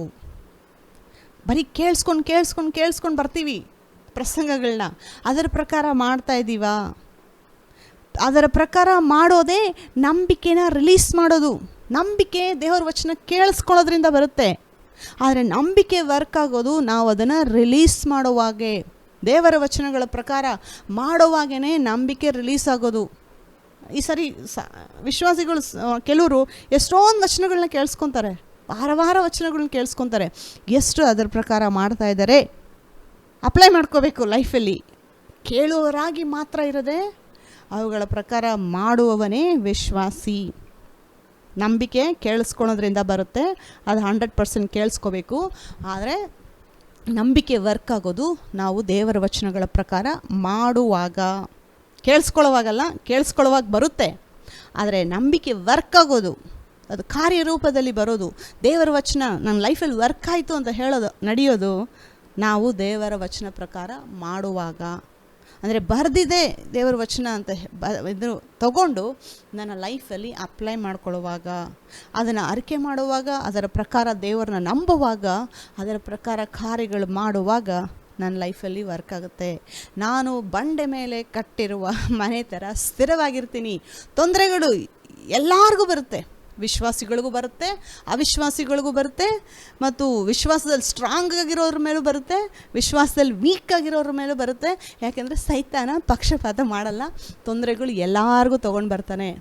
ಆದರೆ ಬೀಳ್ತೀನೋ ಇಲ್ವೋ ಅನ್ನೋದು ಯಾವುದ್ರ ಮೇಲೆ ಡಿಸೈಡ್ ಆಗುತ್ತೆ ಅಂತಂದರೆ, ನಾನು ದೇವರ ವಚನದಲ್ಲಿ ಎಷ್ಟು ಸ್ಟ್ರಾಂಗ್ ಆಗಿದ್ದೀನಿ. ಬಂಡೆ ಮೇಲೆ ಕಟ್ಟಿರುವ ಮನೆ ಯಾವುದೇ ಕಷ್ಟ ಬಂದರೂ, ಯಾವುದೇ ತೊಂದರೆ ಬಂದರೂ ಬಿದ್ದು ಹೋಗೋದಿಲ್ಲ. ಆ ರೀತಿ ಬಂಡೆ ಮೇಲೆ ಕಟ್ಟಿರುವ ಮನೆಯಾಗಿ ನಾನಿರಬೇಕು ವಿಶ್ವಾಸಿ ಅಂತ ಹೇಳಿ ನಾವು ನಮ್ಮ ಫೌಂಡೇಶನ್ನ ದೇವರ ವಚನದಲ್ಲಿ ಸ್ಟ್ರಾಂಗಾಗಿ ಹಾಕ್ಕೋಬೇಕು. ಆ ಒಂದು ವಚನ ನಮ್ಮ ಹೃದಯದಲ್ಲಿ ಆಳವಾಗಿ ಬೇರೂರಬೇಕು. ಒಂದು ಅಲ್ಲಾಡದಂಥ ದೃಢವಾದ ವಿಶ್ವಾಸ ದೇವರ ಮಕ್ಕಳಿಗೆ ದೇವರ ವಚನದ ಮೇಲೆ ಇರಬೇಕು. ದೇವರನ್ನು ನಾವು ಎಷ್ಟು ಗೌರವಿಸ್ತೀವೋ ಆತನ ವಚನವನ್ನು ಅಷ್ಟೇ ನಾವು ಗೌರವಿಸಿ ಅದನ್ನು ನಾವು ಫಾಲೋ ಮಾಡಬೇಕು. ಫಾಲೋ ಮಾಡೋವಾಗೇ ದೇವರ ವಚನ ನಮ್ಮ ಲೈಫಲ್ಲಿ ವರ್ಕ್ ಆಗೋದು. ಸೊ ಈಗ ಒಂದ್ರ ಬಗ್ಗೆ ನೋಡ್ಕೊಂಡ್ವಿ. ಯಾಕೆ ವಿಶ್ವಾಸಿಗಳು ಕಾಲಕ್ಕೆ ಮುಂಚೆ ಸಾಯ್ತಾ ಇದ್ದಾರೆ ಅಂತಂದರೆ, ವಿಶ್ವಾಸಿಗಳು ಒಳ್ಳೆ ಆಯ್ಕೆಗಳನ್ನ ಮಾಡದೇ ಇರೋದು ಇಷ್ಟೇ ರೀಸನ್ನು, ಬೇರೆ ಇನ್ನೇನೂ ಅಲ್ಲ. ದೇವರು ಪಕ್ಷಪಾತಿ ಅಲ್ಲ, ದೇವರು ಒಬ್ಬರ ಮೇಲೆ ಒಳ್ಳೆಯದು ಒಬ್ಬರ ಮೇಲೆ ಕೆಟ್ಟೋದು ಮಾಡೋದಲ್ಲ. ವಿಶ್ವಾಸಿಗಳು ಕೆಲವರು ದೇವರ ವಚನದ ಪ್ರಕಾರ ಒಳ್ಳೆ ಆಯ್ಕೆಗಳನ್ನ ಮಾಡ್ತಾ ಇಲ್ಲ, ಮತ್ತು ಆತ್ಮಿಕ ವಿಷಯದಲ್ಲಿ ಸೋಂಬೇರಿತನ, ಅದಕ್ಕೆ ಅವರಿಗೆ ಕೆಟ್ಟದ್ದು ನಡೆಯೋದು, ಅದಕ್ಕೆ ಕಾಲಕ್ಕೆ ಮುಂಚೆ ಅವರು ಸಾಯ್ತಾ ಇರೋದು. ಮತ್ತು ಈಗ ಇನ್ನೊಂದು ಗ್ರೂಪ್ನ ನೋಡೋಣ, ಅವಿಶ್ವಾಸಿಗಳು ಯಾಕೆ ಒಳ್ಳೆ ಜನ ಅವಿಶ್ವಾಸಿಗಳು ಅವ್ರು ಯಾಕೆ ಬೇಗ ಸಾಯ್ತಾ ಇದ್ದಾರೆ? ಕೆಲವರು ಅವಿಶ್ವಾಸಿಗಳು ತುಂಬ ದಿನ ಬದುಕಿದಾರಲ್ವ, ನೋಡ್ತೀವಲ್ವ, 100 ವರ್ಷವರೆಗೂ ಬದುಕಿದ್ದಾರೆ ಕೆಲವರು. ಆದರೆ ಇನ್ನು ಕೆಲವು ಅವಿಶ್ವಾಸಿಗಳು ನೋಡಬೇಕಾದ್ರೆ ಕಾಲಕ್ಕೆ ಮುಂಚೆ ಸಾಯ್ತಾ ಇದ್ದಾರೆ. ಬಹಳ ಯಂಗಾಗಿ ಸಾಯ್ತಾ ಇದ್ದಾರೆ. 36 ವರ್ಷ, 52 ವರ್ಷ, 40 ವರ್ಷ, ತುಂಬ ಯಂಗ್ ಅಲ್ವಾ ಅದೆಲ್ಲ. ಅಂಥವರು ಕೂಡ ಯಾಕೆ ಸಾಯ್ತಾ ಇದ್ದಾರೆ? ಇವಾಗ ಅದಕ್ಕೊಂದು ವಚನ ಓದೋಣ. ಯೇಸು ಕ್ರಿಸ್ತ ಹೇಳ್ತಾರೆ, ಲೂಕನ ಬರೆದ ಸುವಾರ್ತೆ 13ನೇ ಅಧ್ಯಾಯದಲ್ಲಿ 1ನೇ ವಚನ. ಅದೇ ಸಮಯದಲ್ಲಿ ಕೆಲವರು ಆತನನ್ನು ಹತ್ತಿರದಲ್ಲಿದ್ದು, ಪಿಲಾತನು ಗಲಿಲಾಯದವರ ರಕ್ತವನ್ನು ಅವರು ಕೊಟ್ಟ ಬಲಿಗಳ ಸಂಗಡ ಬೆರೆಸಿದನು ಎಂದು ಆತನಿಗೆ ತಿಳಿಸಿದರು. ಅದಕ್ಕೆ ಆತನು ಅವರಿಗೆ, ಆ ಗಲಿಲಾಯದವರು ಅಂತಹ ಕೊಲೆಯನ್ನು ಅನುಭವಿಸಿದ್ದರಿಂದ ಅವರನ್ನು ಎಲ್ಲ ಗಲಿಲಾಯದವರಿಗಿಂತ ಪಾಪಿಷ್ಠರೆಂದು ಭಾವಿಸುತ್ತೀರೋ? ಯೇಸು ಕ್ರಿಸ್ತ ಕೇಳ್ತಾರೋ ಕ್ವಶನ್ ನೋಡಿ. ಕೆಲವ್ರು ಬಂದು ಹೇಳ್ತಾರೆ ಯೇಸು ಕ್ರಿಸ್ತನಿಗೆ, ಪಿಲಾತ ನೋಡಿ ಗಲಿಲಾಯದಿರೋ ಜನನ ಸಾಯಿಸಿ ಅವರ ರಕ್ತವನ್ನು ಅವನ ಸ್ಯಾಕ್ರಿಫೈಸಲ್ಲಿ, ಬಲಿಗಳಲ್ಲಿ ಮಿಕ್ಸ್ ಮಾಡಿ ಅವನ ದೇವ್ರಿಗೆ ಅರ್ಪಿಸ್ತಾ ಇದ್ದಾನೆ ಅಂತ ಹೇಳಿ ಯೇಸು ಕ್ರಿಸ್ತನಿಗೆ ಬಂದು ಒಂದು ಹೇಳ್ತಾರೆ ನ್ಯೂಸ್. ಅದಕ್ಕೆ ಯೇಸು ಕ್ರಿಸ್ತ ಹೇಳ್ತಾರೆ, ಆ ಗಲಿಲಾಯದವರು ಆ ರೀತಿಯಾದ ಕೊಲೆಯನ್ನು ಅವರು ಅನುಭವಿಸೋದ್ರಿಂದ, ಅಂದರೆ ಆ ರೀತಿಯಾದ ಕಷ್ಟಗಳು ಅವರು ಅನುಭವಿಸೋದ್ರಿಂದ ಅವರು ಎಲ್ಲ ಗಲಿಲಾಯರಿಗಿಂತ ಅವರು ಪಾಪಿಷ್ಠರ. ಆ ರೀತಿ ಅವರು ಕಷ್ಟಪಡೋದಕ್ಕೆ, ಆ ರೀತಿ ಅವರು ಸತ್ತಿದ್ದಕ್ಕೆ ಎಲ್ಲ ಗಲಿಲಾಯದಕ್ಕಿಂತ ಅವರು ಪಾಪಿಗಳ. ಬೇರೆ ಗಲಿಲಾಯದಲ್ಲಿರೋರೆಲ್ಲ ಇದು ಅನುಭವಿಸಿಲ್ಲ ಅಂತಂದರೆ ಅವರು ನೀತಿವಂತರ ಅಂತ ಹೇಳಿ ಯೇಸು ಕ್ರಿಸ್ತ ಕೇಳ್ತಾ ಇರೋದು. ಯಾಕೆ ಆ ರೀತಿ ಸತ್ರು ನೋಡಿ. ಯೇಸು ಕ್ರಿಸ್ತ ಹೇಳ್ತಾ ಇದ್ದಾರೆ ಇಲ್ಲಿ 2ನೇ ವಚನ 3ನೇ ವಚನ. ಹಾಗೆ ಭಾವಿಸಿಕೊಂಡದೆಂದು ನಿಮಗೆ ಹೇಳುತ್ತೇನೆ. ಹಾಗೆ ಭಾವಿಸಕೂಡದೆಂದು ಅಂದರೆ ಆ ರೀತಿ ಅವ್ರು ಸತ್ತಿದ್ದಕ್ಕೆ ಎಲ್ಲರಿಗಿನ ಪಾಪಿಗಳು ಅಂತ ಹೇಳಿ ನೀವು ತಿಳ್ಕೊಬಾರ್ದು. ಅಯ್ಯೋ ಎಷ್ಟು ಈ ರೀತಿ ಮೋಸವಾಗಿ ಸಾಯ್ತಾ ಇದ್ದಾರೆ, ಪಿಲಾತ ಈ ರೀತಿ ಮೋಸವಾಗಿ ಅವ್ರನ್ನ ಕೊಲ್ತಾ ಇದ್ದಾರೆ, ಏನು ಪಾಪ ಮಾಡಿದ್ರು ಇವರು ಅಂತ ಹೇಳಿ ಕೆಲವ್ರು ಹೇಳ್ತಾರೆ. ಕೆಲವರು ಸುನಾಮಿಲಿ ಸಾಯೋವಾಗ, ಈ ಒಂದು ಜನಕೂಟದಲ್ಲಿ ಸಾಯೋವಾಗ ಅನೇಕ ರೀತಿಯಲ್ಲಿ ಸಾಯ್ತಾರಲ್ವ, ಬೇರೆ ಬೇರೆ ಥರ. ಕೆಲವ್ರು ನೋಡ್ಬಿಟ್ಟು ಪಾಪಿಗಳು ಅಂತ ಅನ್ಕೊತಾರೆ. ಇಲ್ಲ, ಅವ್ರು ಆ ರೀತಿ ಸತ್ತೋದಕ್ಕೆ ಪಾಪಿಗಳು ಅಂತಲ್ಲ ಅರ್ಥ. ಪಾಪಿಗಳೇ, ಆದರೆ ಎಲ್ಲರಿಗಿಂತ ಉನ್ನತವಾದ ಪಾಪಿಗಳು ಅಂತಲ್ಲ. ಅದು ಯಾಕೆ ಸತ್ತರು ಅಂತ ಹೇಳಿ ಯೇಸು ಕ್ರಿಸ್ತ ಇಲ್ಲಿ ಬರೆದಿದ್ದಾರೆ ನೋಡಿ. ಹಾಗೆ ಭಾವಿಸಕೂಡದೆಂದು ನಿಮಗೆ ಹೇಳುತ್ತೇನೆ, ದೇವರ ಕಡೆಗೆ ತಿರುಗಿಕೊಳ್ಳದಿದ್ದರೆ ನೀವೆಲ್ಲರೂ ಹಾಗೆಯೇ ಹಾಳಾಗಿ ಹೋಗುವಿರಿ. ಇದು ಬಹಳ ಸ್ಟ್ರಾಂಗ್ ಸ್ಟೇಟ್ಮೆಂಟು. ನೀವು ದೇವರ ಕಡೆ ತಿರುಗಿಲ್ಲ ಅಂತಂದರೆ, ಅವಿಶ್ವಾಸಿಗಳಿಗೆ ಹೇಳ್ತಾ ಇರೋದು ಇದು, ನೀವು ದೇವರ ಕಡೆ ಬಂದಿಲ್ಲ ಅಂತಂದರೆ, ಯೇಸು ಕ್ರಿಸ್ತನ ನಂಬಿಲ್ಲ ಅಂತಂದರೆ ನೀವೆಲ್ಲರೂ ಅದೇ ರೀತಿ ಸಾಯ್ತೀರಾ, ಅದೇ ರೀತಿ ಹಾಳಾಗಿ ಹೋಗ್ತೀರಾ. ಇನ್ನೊಂದು 2 ವಚನ ಕೂಡ ಇಲ್ಲಿ ಓದೋಣ. ಇಲ್ಲವೇ, ಇದು ಯೇಸು ಕ್ರಿಸ್ತ ಹೇಳ್ತಾ ಇರೋದು ಇನ್ನೊಂದು ಎಕ್ಸಾಂಪಲ್. ಇಲ್ಲವೇ ಸೀಲೋವಾಮಿನಲ್ಲಿ ಬುರುಜು ಬಿದ್ದು ಸತ್ತ ಆ 18 ಮಂದಿಯು, ಯಾವುದೋ ಒಂದು ಬ್ರಿಡ್ಜ್ ಬಿದ್ದೋಗಿ 18 ಜನ ಇಲ್ಲಿ ಸತ್ತಿದ್ದಾರೆ. ಯೆರೂಸಲೇಮಿನಲ್ಲಿರಲಿ ವಾಸವಾಗಿರುವ ಎಲ್ಲ ಮನುಷ್ಯರಿಗಿಂತಲೂ ಅಪರಾಧಿಗಳೆಂದು ಭಾವಿಸುತ್ತೀರೋ? 18 ಜನ ಸಿಲೋವಮ್ ಟವರಲ್ಲಿ ಸತ್ತಿದ್ದಕ್ಕೆ ಅಲ್ಲಿರೋ ಎಲ್ಲರಿಗಿಂತ ಇವರು ಪಾಪಿಗಳ, ಈ ರೀತಿ ಸತ್ತಿದ್ದಕ್ಕೆ ಅಂತ ಹೇಳಿ ನೀವು ಅನ್ಕೊತಾ ಇದ್ದೀರಾ ಅಂತ ಹೇಳಿ ಯೇಸು ಕ್ರಿಸ್ತ ಕೇಳ್ತಾ ಇರೋದು. 5ನೇ ವಚನದಲ್ಲಿ ಹೇಳ್ತಿದ್ದಾರೆ, ಹಾಗಲ್ಲವೆಂದು ನಿಮಗೆ ಹೇಳುತ್ತೇನೆ. ಆ ರೀತಿ ಅಲ್ಲ ಅದು. ದೇವರ ಕಡೆಗೆ ತಿರುಗಿಕೊಳ್ಳದಿದ್ದರೆ ನೀವೆಲ್ಲರೂ ಅವರಂತೆ ಹಾಳಾಗಿ ಹೋಗುವಿರಿ ಎಂದು ಹೇಳಿದನು. ಯೇಸು ಕ್ರಿಸ್ತ ಏನು ಹೇಳ್ತಿದ್ದಾರೆ ಅಂದರೆ, ನಿಮ್ಮ ಲೈಫಲ್ಲಿ ನೀವು ಮನುಷ್ಯರಾದರೆ ನಿಮ್ಮ ಲೈಫಲ್ಲಿ ಯೇಸು ಕ್ರಿಸ್ತ ಇರೋದು ಬಹಳ ಇಂಪಾರ್ಟೆಂಟು. ನೀವು ನನ್ನ ಕಡೆಗೆ ತಿರುಗದಿದ್ದರೆ ಎಲ್ಲರೂ ಹಾಳಾಗಿ ಹೋಗುವಿರಿ. ಯಾಕೆಂದರೆ ಸೈತಾನ ಯಾವ ಸಮಯದಲ್ಲಿ ಅವ್ರನ್ನ ಅಟ್ಯಾಕ್ ಮಾಡ್ತಾನೆ ಅಂತ ಗೊತ್ತಿಲ್ಲ.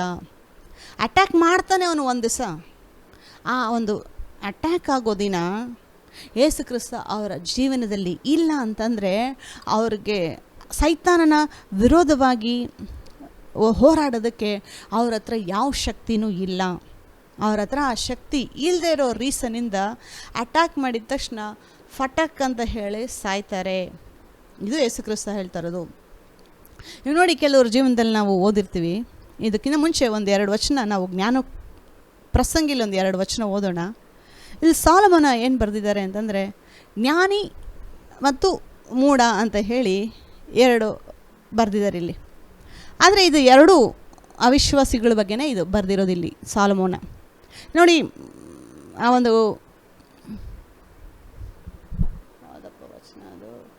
ಪ್ರಸಂಗಿ ಬುಕ್ಕು ನೀವು ಓದುವಾಗ ಇದನ್ನು ಮೈಂಡಲ್ಲಿ ಇಟ್ಕೊಂಡು ಓದಿ.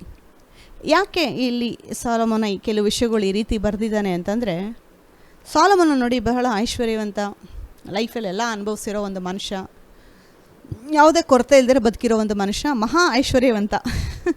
ಸೊ ಈ ಒಂದು ಸಾಲಮೋನ ಒಂದು ಟೈಮಲ್ಲಿ ಅವನಿಗೆ ಇಷ್ಟೆಲ್ಲ ಚೆನ್ನಾಗಿದೆ ಅಲ್ವ, ನಾನು ಇಷ್ಟು ಜ್ಞಾನವಂತ, ಇಷ್ಟು ಐಶ್ವರ್ಯವಂತ, ಓಕೆ ದೇವ್ರನ್ನ ಸ್ವಲ್ಪ ಸೈಡಲ್ಲಿ ಇಟ್ಬಿಟ್ಟು ದೇವರಿಲ್ದಿರ ಈ ಒಂದು ಐಶ್ವರ್ಯನ ಜ್ಞಾನನ ಎಂಜಾಯ್ ಮಾಡೋದು ಹೇಗೆ, ಭೂಮಿ ಕೆಳಗಡೆ ಅಂತೇಳಿ ಓದಿರ್ತೀರ, ಇಲ್ಲ ಸೂರ್ಯನ ಕೆಳಗಡೆ ಅಂತ ಇದೆಯೋ ಹೇಗೋ ಗೊತ್ತಿಲ್ಲ, ಇಂಗ್ಲೀಷಲ್ಲಿ ಅಂಡರ್ ದ ಸನ್ ಅಂತ ಇದೆ, ಅಂದರೆ ಈ ಒಂದು ಭೂಮಿ ಮೇಲೆ ಸೂರ್ಯನ ಕೆಳಗಡೆ ದೇವರು ಇಲ್ದಿರ ಇದನ್ನು ಯಾವ ರೀತಿ ಎಂಜಾಯ್ ಮಾಡೋಕ್ಕೆ ಆಗುತ್ತಾ ಅಂತ ಹೇಳಿ ಟೆಸ್ಟ್ ಮಾಡ್ದ ಸಾಲಮೋನ. ನೋಡಿ, ದೇವ್ರನ್ನ ಅವನು ಆಲ್ರೆಡಿ ವಿಶ್ವಾಸಿನೇ, ದೇವ್ರು ನಂಬಿರೋನೆ, ಆದರೆ ಈ ಒಂದು ಐಶ್ವರ್ಯನ, ಜ್ಞಾನನ, ಸಮೃದ್ಧಿನ ದೇವರಿಲ್ದಿರ ಹೆಂಗೆ ಎಂಜಾಯ್ ಮಾಡ್ಬೋದು, ಆಗುತ್ತಾ ಎಂಜಾಯ್ ಮಾಡೋದಕ್ಕೆ ಅಂತ ಹೇಳಿ ತನ್ನ ಹೃದಯನ, ತನ್ನ ಮೈಂಡನ್ನ ಕೊಟ್ಟು ಬರೆದಿರೋ ಒಂದು ಪುಸ್ತಕ ಇದು. ಇದನ್ನು ಮೈಂಡಲ್ಲಿ ಇಟ್ಕೊಂಡು ನೀವು ಓದಿ, ನೀವು ಪ್ರಸಂಗಿ ಓದಬೇಕಾದ್ರೆ. ಸೊ ದೇವರಿಲ್ದಿರ ಈ ಒಂದು ಐಶ್ವರ್ಯ, ಜ್ಞಾನ ಎಂಜಾಯ್ ಮಾಡೋಕ್ಕಾಗುತ್ತಾ ಅಂತ ಹೇಳಿ ಬರೆದಿರೋದು. ಇಲ್ಲಿ ಸಾಲಮೋನ ಬರೆದಿದ್ದಾನೆ ಪ್ರಸಂಗಿ 2:14-15. ಜ್ಞಾನಿಯ ಕಣ್ಣು ಅವನ ತಲೆಯಲ್ಲಿರುವುದು, ಮೂಢನು ಕತ್ತಲಲ್ಲಿ ನಡೆಯುವನು, ಇವರಿಬ್ಬರಿಗೂ ಒಂದೇ ಗತಿ ಎಂದು ನನಗೆ ಕಂಡು ಬಂತು. ಅದು ಮೈಂಡಲ್ಲಿ ಇಟ್ಕೊಳ್ಳಿ, ಜ್ಞಾನಿಗೂ ಮೂಢನಿಗೂ ಒಂದೇ ಗತಿ ಅಂತ ಹೇಳಿ ಆತನಿಗೆ ಕಂಡು ಬಂತಂತೆ. ಆಗ ನಾನು, ಮೂಢನಿಗೆ ಸಂಭವಿಸುವ ಗತಿಯು ನನಗೂ ಸಂಭವಿಸುವುದು, ನನ್ನ ಹೆಚ್ಚು ಜ್ಞಾನದಿಂದೇನು, ಇದೂ ವ್ಯರ್ಥವಲ್ಲವೇ ಅಂದುಕೊಂಡೆನು. ಅಂದರೆ ನೋಡಿ, ಜ್ಞಾನಿಗೂ ಮೂಢನಿಗೂ ಒಂದೇ ಗತಿ ಆಗ್ತಾಯಿದೆ. ಸೊ ಜ್ಞಾನವಾಗಿದ್ದು ಏನು ಪ್ರಯೋಜನ? ಇಷ್ಟು ಹೆಚ್ಚು ಜ್ಞಾನ ಹೊಂದಿ ಏನು ಪ್ರಯೋಜನ? ಮೂಢನಿಗೆ ನಡೆಯೋದೇ ಜ್ಞಾನಿಗೂ ನಡೀತಾ ಇದೆ, ಏನು ಪ್ರಯೋಜನ? ಸಾಲಮೋನ ಹೇಳ್ತಾ ಇರೋದು ನನಗೂ ಸಂಭವಿಸುವುದು ಅಂತ ಹೇಳಿ ಆತನಲ್ಲಿ ಯಾಕೆ ಬರೆದಿದ್ದಾನೆ ಅಂತಂದರೆ, ಅದು ಹೇಳಿದ್ನಲ್ಲ ಮುಂಚೆ, ಈ ಒಂದು ಲೋಕನ ದೇವರಿಲ್ದಿರ ಎಂಜಾಯ್ ಮಾಡೋಕ್ಕಾಗುತ್ತಾ? ದೇವ್ರು ನನ್ನ ಲೈಫಲ್ಲಿ ಇಲ್ಲ ಅಂತಂದರೆ ಐಶ್ವರ್ಯನ ನಾನು ಎಂಜಾಯ್ ಮಾಡೋಕ್ಕಾಗುತ್ತಾ? ದೇವ್ರು ನನ್ನ ಲೈಫಲ್ಲಿಲ್ಲ ಅಂತಂದರೆ ಜ್ಞಾನವನ್ನು ನಾನು ಎಂಜಾಯ್ ಮಾಡೋಕ್ಕಾಗುತ್ತಾ? ಆ ಒಂದು ಕಾಂಟೆಕ್ಸ್ಟಲ್ಲಿ ಸಾಲಮೋನ ಇಲ್ಲಿ ಬರೆದಿರೋದು. ಜ್ಞಾನಿಗೂ ಮೂಢನಿಗೂ ಒಂದೇ ಗತಿ ಆಗುತ್ತೆ. ಸೊ ನಾನು ಇಷ್ಟು ಜ್ಞಾನವಾಗಿರೋದ್ರಿಂದ ಏನು ಪ್ರಯೋಜನ? ಜ್ಞಾನಿಗೆ ನಡೆಯೋದೇ ಮೂಢನಿಗೂ ನಡೆಯುತ್ತೆ, ಮೂಢನಿಗೆ ನಡೆಯೋದೇ ಹೆಚ್ಚಾಗಿರೋ ಜ್ಞಾನದಲ್ಲಿರೋನಿಗೂ ನಡೀತಾ ಇದೆ. ಸೊ ಈ ಒಂದು ವಚನ ನಾವು ಈ ಒಂದು ಸಮಯದಲ್ಲಿ ಹೇಗೆ ಅರ್ಥ ಮಾಡ್ಕೊಳ್ಳೋದು? ಒಂದು ಉದಾಹರಣೆ ಕೊಡ್ತೀನಿ. ಇವಾಗ ನೀವು ಅವಿಶ್ವಾಸಿಗಳನ್ನ ನೋಡಿರ್ತೀರ, ದೇವರಿಲ್ಲ ಅವ್ರ ಲೈಫಲ್ಲಿ, ಅವರು ಸೂಪರಾಗಿ ಡಯಟ್ ಮಾಡ್ತಾರೆ, ಎಕ್ಸಸೈಸ್ ಮಾಡ್ತಾರೆ, ಹೆಚ್ಚಾಗಿ ಊಟ ಮಾಡೋದಿಲ್ಲ, ಕಂಟ್ರೋಲಾಗಿ ಊಟ ಮಾಡ್ತಾರೆ, ತುಂಬ ಆಯಿಲ್ ಇದೆ ಆ ಊಟ ನಾನು ತಿನ್ನಲ್ಲ, ಎಕ್ಸಸ್ ಜಾಸ್ತಿ ನಾನ್ ವೆಜ್ ತಿನ್ನೋದಿಲ್ಲ, ಮಟನಲ್ಲಿ ತುಂಬ ಫ್ಯಾಟ್ ಇದೆ, ಫಿಶ್ ತಿಂತೀನಿ, ಚಿಕನ್ ತಿಂತೀನಿ, ವೈಟ್ ಮೀಟ್ ತಿಂತೀನಿ, ಮತ್ತು ಡೈಲಿ ಎಕ್ಸಸೈಸ್ ಮಾಡ್ತಾರೆ, ರೆಗ್ಯುಲರಾಗಿ ವಾಕಿಂಗ್ ಹೋಗ್ತಾರೆ. ಮತ್ತು ಈ ರೀತಿ ಅನೇಕರು ಸ್ವಾಭಾವಿಕವಾದ ಡಯಟ್ನ ಫಾಲೋ ಮಾಡ್ತಾ ಇದ್ದಾರೆ. ಡಯಟ್ನ ಫಾಲೋ ಮಾಡೋದು ಒಳ್ಳೆ ವಿಷಯನೇ, ಅದು ಕೆಟ್ಟದ್ದಲ್ಲ. ನಾನು ಇದರಲ್ಲಿ ಒಂದು ಪಾಯಿಂಟ್ ಹೇಳೋದಕ್ಕೆ ಇಷ್ಟಪಡ್ತಾ ಇದ್ದೀನಿ. ಹಾಗಂತ ಹೇಳಿ ಎಕ್ಸಸೈಸ್ ತಪ್ಪಲ್ಲ, ಡಯಟ್ ಮಾಡೋದು ತಪ್ಪಲ್ಲ.